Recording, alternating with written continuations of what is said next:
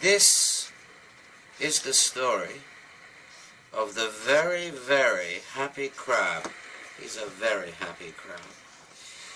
He lived, as crabs do, on a beach next to the sea, which is lovely, and so on. He had big pincery pincers like this, which are pincers. Oh yes, and he had a shell, and I think it was about 6 legs either side, which he always kept in the best possible condition. He was a lovely colour. He was a sort of a crab colour, really, a sort of browny reddy colour. So we'll colour in the lovely crab. He was a lovely, lovely colour. Yes, that's his colour, just like that. And also a little bit of the old pinky red, which the old lovely crab colour is lovely of. Now the crab, being a nice, happy, easy-go-lucky crab, had a friend. His friend was a seagull. Yes, a seagull friend. The seagull usually wouldn't be a friend of the crab, but for some reason they got along fine. If the crab had found something interesting to eat, he'd say, "Would you like to partake?" which means join me in eating something nice. And the seagull just, "Yes, I'd love to. I'd love to eat something nice, wouldn't you?" Yes. Yes, and here's the end of a fish that they shared earlier. Now, one fine day, when I've turned the page, we will ignore these dots. These dots are just left over small fish. There's a small fish hanging around. One day, the crab was relaxing. He had his pincers behind his back, and he was sunbathing. Oh, I love sunbathing. Yes, a funny sort of way, but he was on a deck chair. Yes, he was on a deck chair, which is very badly drawn, but we don't mind that it's badly drawn. The seagull came up. He was quite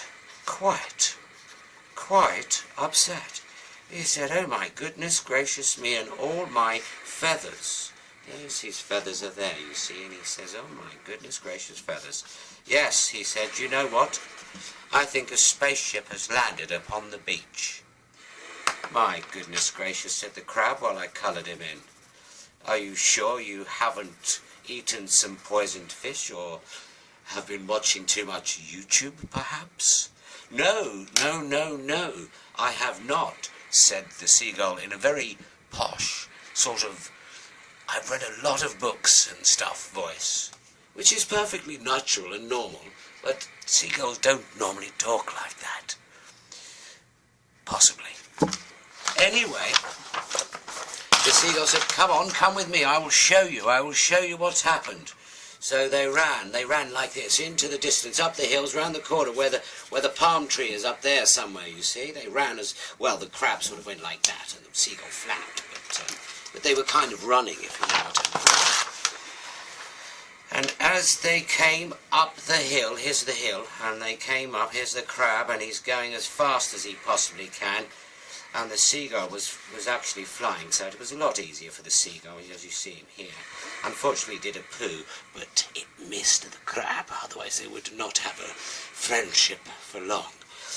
Anyway, they got to the top of this, which the hill was green, by the way, so I should colour in a little bit of green. They had left the beach, and they were making their way up this hill. Yes. And we'll turn the page. When they got to the top of the hill, which is indicated or shown by this green, they saw a large spaceship. It was a spaceship. Oh yes, it was a spaceship. And I'm going to move so you can see the spaceship better. There it is. Now, in the spaceship, there were 2 very strange looking people.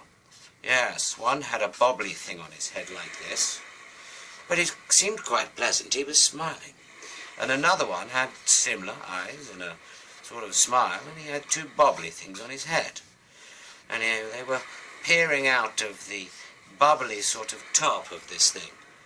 The crab came up and said, "Oh my goodness gracious me, What on earth are you... I'll just draw his legs, otherwise he doesn't feel comfortable without legs.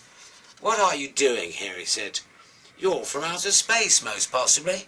This is our beach. We have a nice, easy, relaxing life here. We don't need to be visited by people from outer space, do we?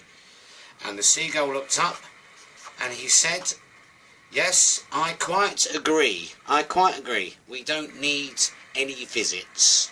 Yes, that's what the seagull said in a very stern sort of way, unlike the seagull, because he was normally easygoing.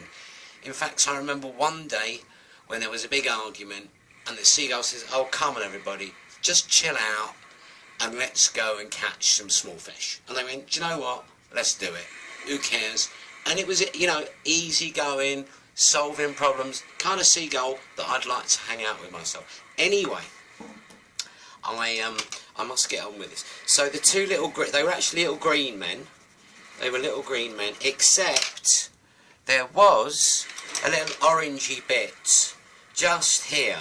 Yeah, for some reason there was an orangey bit, which is, well, it's orange, isn't it, really, you see?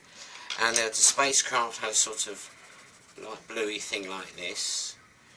And for some reason, it said at the front, hello. Hello, Earthlings, people of Earth. Hello, Earthlings, how are you? In a strange sort of, yeah, sort of way that you could read it, you know. So there you go. Anyway, so they said, well, these two. And he says, oh, my name's Orc, and my name's Bork, which I've just made up because it sounds like space names, doesn't it? Orc said, well, we're actually a little bit lost. Yeah, we are lost. Can you read that? He said, we're lost. And Borg said, yes, I'm so sorry, we are lost. Yes, we are. You can't read that. Look, lost. I'm lost. That's Orc. And that's Borg. Oh, you're lost, said the seagull. Well, as soon as Dave has changed the page, we'll decide what to do. Yes, so the seagull looked around. He looked around, he looked a bit puzzled. He looked at the, his neck's got thicker, but it doesn't matter, he's still the same seagull. He looked and he went, oh, what am I going to do? What are we going to do about this? This is us. And the crab looked up and says, well, I don't really know. Do you have a map? Do you know... I tell you what, let's ask Bork and Mork where on earth they come from. Where do you come from, they said, and then Orc looked over, he said, well, I'm sort of up there, sort of, you know, sort of 2 billion miles away, it's sort of on the left. Ah, right, it's on the left, is it? Okay, good. Have you got a map for a seagull? And the seagull said, well, I actually do have, funny enough, in my pocket, an interstellar map, which means map of the stars. He says, okay, just up on the left, about 2 million. So he got out a calculator, a little pocket calculator, and started calculating exactly where it was. They came from a star called Bongo. Bongo, it turns out. They were from the star Bongo. Yes, the star Bongo. Aha! Aha, said the seagull. I know that star well. So let me just turn the page. Excuse me. So, they looked at the map very closely. The seagull, the crab, and Orc, and Bork. Yes, and they figured it out. Well, we'll have to go here and turn left here, go up a bit there, over here, probably stop for sandwiches here, go over here. It's lovely there. You can visit the mountains. There's a lovely sea over there. And then if you keep going, don't go down this road. You'll get there. It'll take you about, I'd say, about 5 days. Yes, yes. Yeah, we've solved it, said the seagull. We've solved it. The seagull said, oh, well done, said the crab. Oh, thank you, said Orc. That's fabulous. Well, okay, good. That seems to have solved it then. So, yes, simple as that, really. So Orc said, well, it has been wonderful to be here, you know, and my friend here, Bork, I'll write his name, Bork. Here's Bork here. He's a happy, happy alien because, well, they know the way home now, really, thanks to the seagull. And they sort of smiled in a smiley alien way, you know, and obviously they were green, so we'll do the green and so forth on them, which is green, you know. And of course that funny little yellowy bit, or sorry, orangey bit. Yes, and they said, you know what, why don't we all drink some lemonade before we go? And the crab said, well, yes, he sort of stuttered, which means he couldn't quite speak properly, and he said, well, do you know what, I don't really drink lemonade because I'm a crab, but I'll tell you what, I'll have some fish juice. And he produced in his pincers some lovely fish juice, yes. And the seagull says, well, I don't really drink lemonade, but as it's your going home thing, you know, I'll tell you what I'll do, is I'll have some fish juice too, lovely fish juice, not too much, I don't want to get drunk, you know. So there you go, they had a lovely time, and eventually Bork and Bork decided, well, we must go, we can't stay, we've enjoyed the lemonade. And the little spacecraft took off into the sky, and the crab and the seagull watched them from down on their favourite beach, and they said goodbye. Goodbye, Ork, and goodbye, Bork. And that was the story of the seagull and the crab and their friends who went home because they found out where they should go. There you go, goodbye.